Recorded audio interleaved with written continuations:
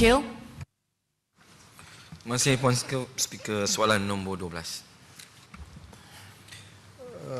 Yang berhormat Tuan Speaker, untuk makluman Yang berhormat Dengkil, 4 anak syarikat yang terlibat dalam pengambilan tanah talam melalui kaedah Global Settlement Agreement ataupun GSA adalah Permodalan Negeri Selangor Berhad atau PNSB, Kumpulan Hartanah Selangor Berhad, Pendidikan Industri Yayasan Sendirian Berhad dan Bukit Beruntung Golf Club Sendirian Berhad.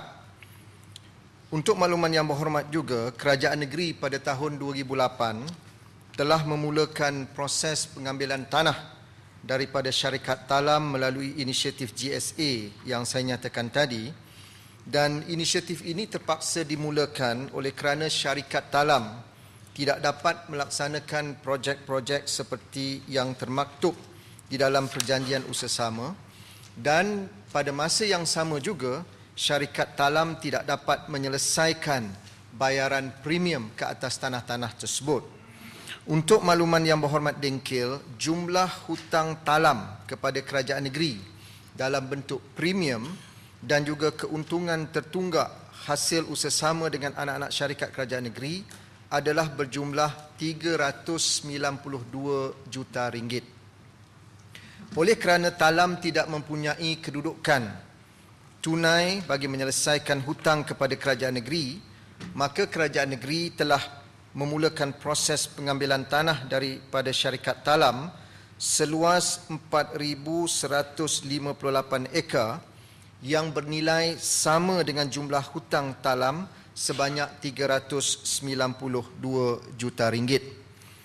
Tiada kerugian sebenar yang dicatatkan kerana ianya hanyalah opportunity loss bagi pihak kerajaan negeri memandangkan tanah-tanah yang berkenaan tidak dibangunkan dan tidak dapat menjana hasil tunai seperti yang dirancang pada peringkat awal.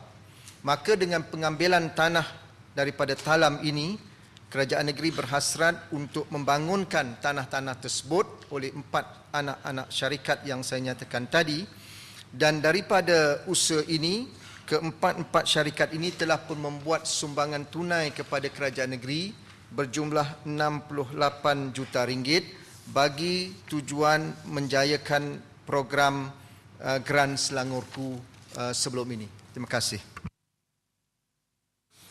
Dengkil. Terima kasih Puan Speaker. Terima kasih Yang Amat Menteri Besar di atas jawapan tadi. Cuma saya ingin nyatakan juga seperti mana yang disebutkan oleh Yang Amat Berhormat tadi, tiada kerugian yang ditanggung oleh anak-anak syarikat disebabkan joint venture agreement yang tidak menjadi ini. Tetapi kebanyakan daripada hasil daripada keuntungan ataupun bail out ini diberikan untuk membiayai Geran Selangorku.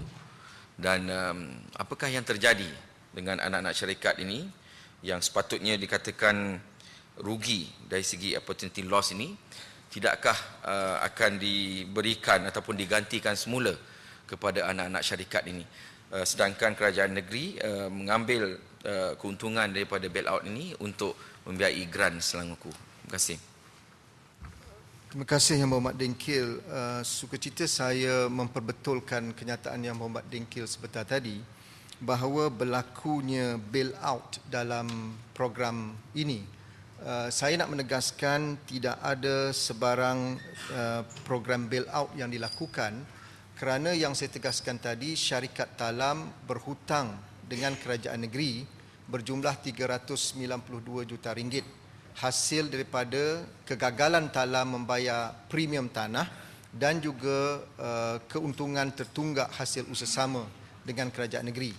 Maka jumlah hutang yang ditanggung oleh syarikat talam sebanyak 392 juta ringgit ini tidak dapat ditunaikan, maka kerajaan negeri merampas dan mengambil alih tanah-tanah milik talam bagi menampung hutang yang tidak dibayar oleh syarikat talam. Jadi ini bukan satu bail out seperti yang difahami oleh Yang Berhormat sebentar tadi. Setelah kerajaan negeri mendapat aset tanah talam ini yang berjumlah yang seluas 4,158 ekar yang nilainya sama dengan jumlah hutang talam 392 juta ringgit, maka tanah-tanah seluas 4,158 ekar ini telah dipindah milik kepada 4 syarikat anak syarikat tadi. PNSB diperuntukkan sebanyak 1,275 ekar, kumpulan hartanah sebanyak 1,545 ekar,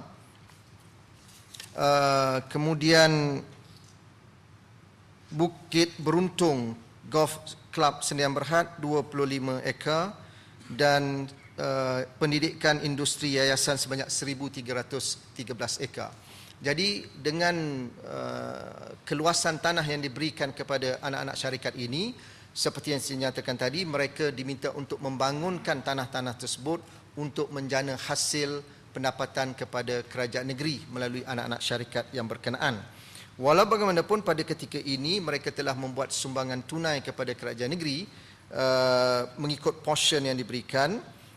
PNSB telah menyumbang 29.2 juta ringgit. Kumpulan Hartanah Selangor menyumbang 23.1 juta ringgit.